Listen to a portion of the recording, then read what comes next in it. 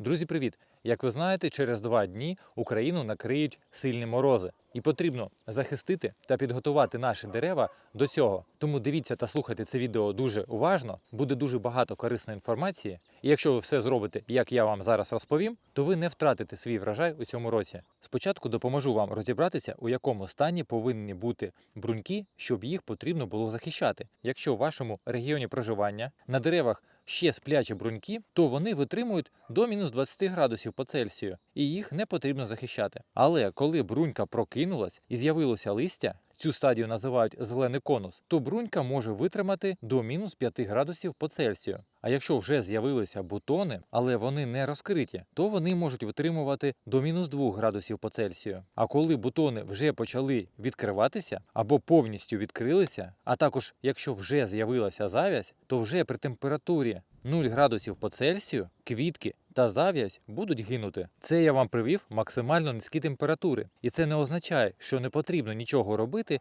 якщо у вас температура якраз не буде опускатися нижче, чим я розповів. Вже при цих фазах і при цих температурах дерево почне втрачати від 10% майбутнього врожаю. А якщо ваша ділянка знаходиться у низині, то мороз там буде довше утримуватися. А ще якщо буде вітряно, то дерева отримують ще більше ушкоджень та втрати врожаю. А морози передають на цілий тиждень. У таких погодних умовах дерево отримує стрес, а у стресових ситуаціях дерево переходить у економний режим розвитку. Це означає, що сповільнюється дихання, закриваються продихи, знижується синтез білків, що входять в склад ферментів, порушується фотосинтез, уповільнюється сокорух і, як наслідок, знижується імунітет і стійкість дерев до заморозків і хвороб, що сприятиме зниженню врожаю або повна його втрата. І перше, що обов'язково потрібно зараз зробити, це обробити дерева антистресовими препаратами. І зробити це потрібно не за годину до морозів, а хоча б за 1 або 2 доби. Ці препарати допоможуть рослинам пережити заморозки, вони зменшують стрес і підвищують морозостійкість. Один з найкращих таких препаратів – це Мегафол. Він являє собою біостимулятор, що підвищує стійкість до низьких температур. А також можна використовувати більш дешеві та доступні препарати, такі як епін, циркон та янтарна кислота. Використовуємо якийсь один із цих препаратів, розчиняємо їх по інструкції і обов'язково обробляємо всі бруньки.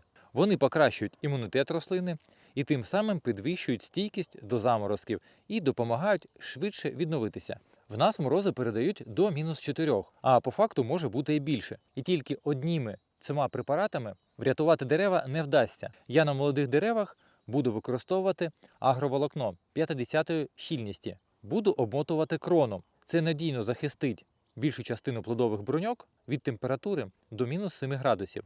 А ті бруньки, що будуть торкатися агроволокна, вони постраждають. Але краще так, чим втратити увесь врожай. Великі дерева та ті дерева, що квітнуть, так захистити не вдасться. Тому краще за все, в ті дні, коли вночі будуть очікуватися морози від мінус 2 градусів і нижче, потрібно розводити багаття із мілких гілок, вологої соломи або бур'янів. Це дозволить підняти температуру у саду на декілька градусів. І завдяки диму мороз не буде опускатися. Одне багаття буде ефективно приблизно на 100 квадратних метрів. А такі способи, як дощування, щоб вкрити льодом бруньки та квітки, для великих дерев та садів в домашніх умовах неможливо зробити. Для цього буде потрібно спеціальне обладнання. А за допомогою одного оприскувача ви зможете захистити лише декілька дерев. І то прийдеться вставати вночі, коли вже буде мороз, і оприскувати дерева. Ефективність буде не 100%, а захворіти можна буде точно. Тому, друзі, обов'язково вже зараз придбайте собі один із тих стимуляторів росту, про котрі я вам розповідав. Обробіть дерева якомога швидше, підготуйте